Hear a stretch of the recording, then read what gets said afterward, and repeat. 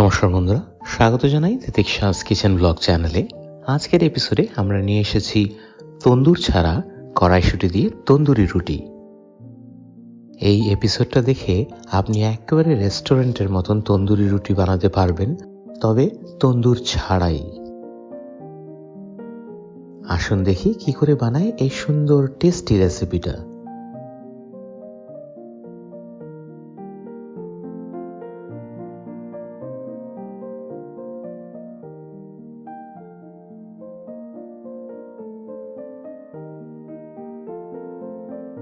এটা বানানোর জন্য আমরা নিলাম 300 গ্রাম ময়দা, হাফ চামচ সোডা, হাফ চামচ বেকিং পাউডার, 100 গ্রাম টক দই, হাফ চামচ চিনি, সাদা তেল বড় চামচের 1 চামচ, আর নুন স্বাদ মতন।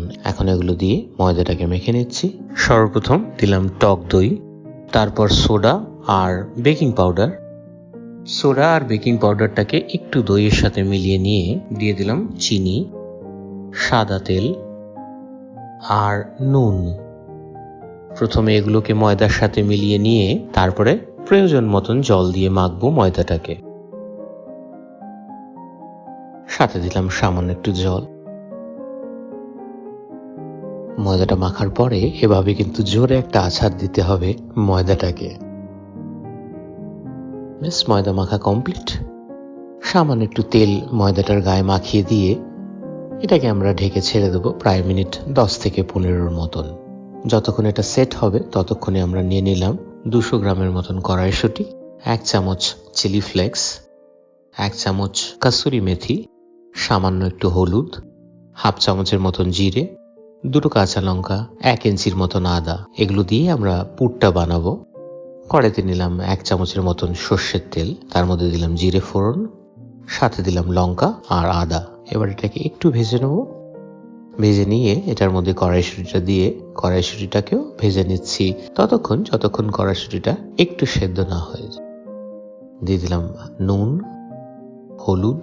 এবার এগুলো দিয়ে কড়াইশুঁটিটাকে ভালো মতন ভেজে নিতে হবে যতক্ষণ এটা ভালো মতন সেদ্ধ না হয়ে যায়। ঢাকনা লাগিয়ে ছেড়ে দিলাম মিনিট 2 থেকে 3 মতন। এই যে মটরশুঁটি সেদ্ধ হয়ে গেছে। এখন কাসুরি মেথিগুলো হাতে ঘষে এটার মধ্যে দিয়ে দিলাম। ব্যাস, আমাদের কড়াইশুঁটি ভাজা একদম কমপ্লিট। এটাকে এখন বের করে নিলাম মিক্সিতে। একটু ঠান্ডা হলে এটাকে বেটে এই যে ঠিক এরকম বানিয়ে নিলাম।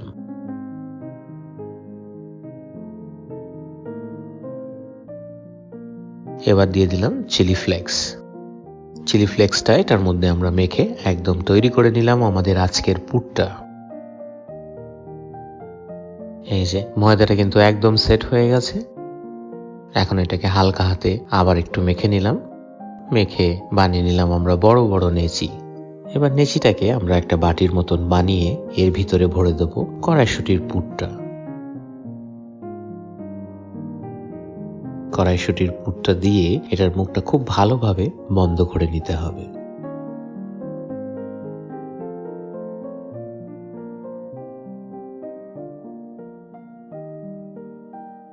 একবার মুখটা ভালো মতন সিল হয়ে গেলে এটাকে আমরা একদম রুটির মতন বেলে নেব।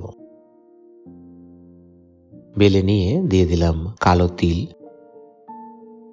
তিলটাকে একটু হাতে চেপে বসিয়ে দিয়ে দিলাম ধনেপাতা।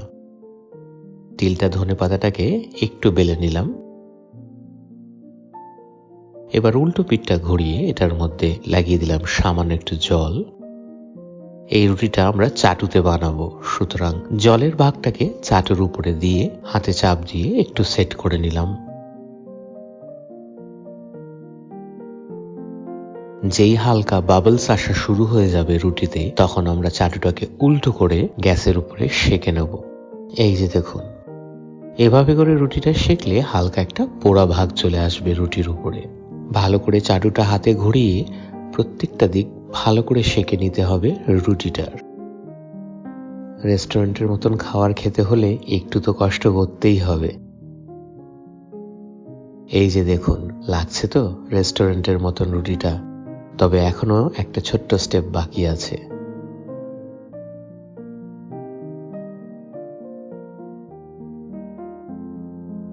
উল্টো পিঠটা দেখে নিন, এই যে লাগছে তো একদম তন্দুরি রুটির মতন।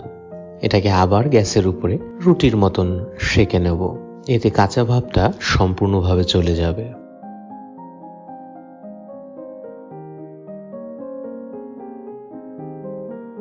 এই যে তন্দুরি রুটিটা কিন্তু একদম রেডি হয়ে গেছে, তবে একটু বাটার লাগালে মজাই আলাদা।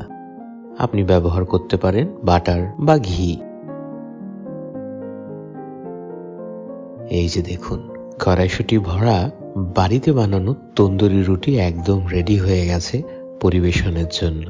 আপনার গেস্টরা বুঝতেই পারবে না যে আপনি এটা বাড়িতে বানিয়েছেন না রেস্টুরেন্ট থেকে আনিয়েছেন।